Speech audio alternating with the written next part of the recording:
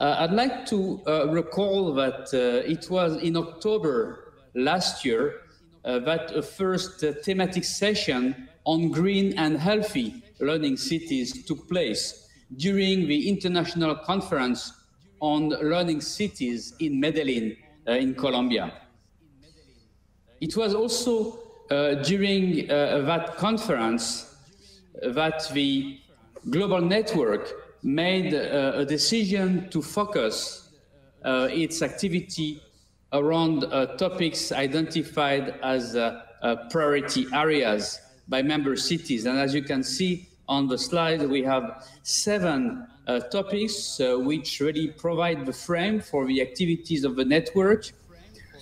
One on the education for sustainable development, educational planning, entrepreneurship, equity and inclusion, global citizenship education, literacy, and of course, health and well-being. It was actually acknowledged as a priority by the members of the network, and the city of Osan kindly accepted the role of coordinating city for this cluster jointly with the city of Cork in Ireland. Now, what are really the expected outcomes for the strategy of the network around those 7 areas? And where do we stand today in terms of implementation? Well, the first really objective was to document good practices. So in the 7 areas, there are research activities being conducted to actually document the innovations, the achievements of the members of the cities, members of the cluster in each of the areas. Sharing experiences is also a very important dimension of those clusters, and today with this webinar we have a very good example of how sharing experiences can take place. And finally, it was also about developing tools for capacity building, for policy making, for evaluation, to reinforce really the capacities and improve the policy developments in the learning cities for each of those thematic areas. Now, where do we stand in terms of the implementation of this strategy? Of course, this year, and I will touch upon this immediately, but a lot of the focus of the network has been placed on the responses that learning cities have been actually developing against to cope with the COVID-19 crisis. Milestones for the thematic clusters, however, included 2 important meetings. One is a meeting of the Learning for Health and Wellbeing cluster that will be hosted by the city of Cork in October this year. And then we also have another important meeting on the global citizenship education that will be organized by the city of Larissa in November this year. There are other meetings being organized by the other clusters to actually finalize the work plan and agree on the activities that will be conducted later this year and next year. As I indicated, a lot of the attention and efforts of the learning cities this year have been placed on really responding to the COVID-19 crisis. And it is in that context that UIL organized a series of webinars focusing on this topic between March and June of this year.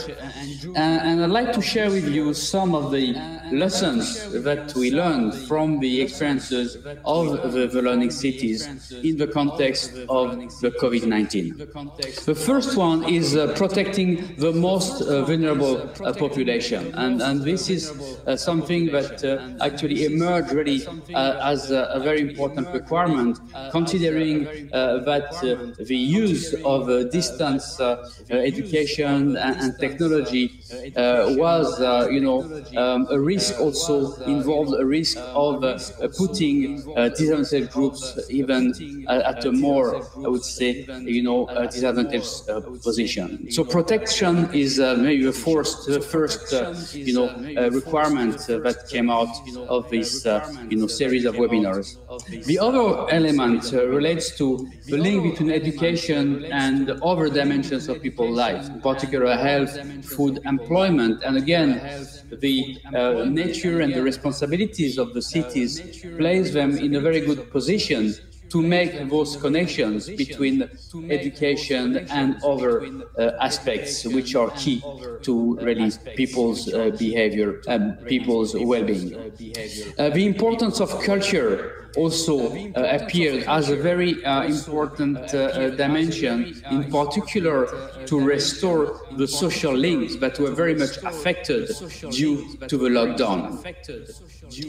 The importance of planning also to ensure really that all interventions are well connected. So this is something that again appeared as a very important lesson. And here I'd like to relate also to the work being done by the thematic cluster on planning, which is about to produce some, evidence about this dimension in the context of COVID-19.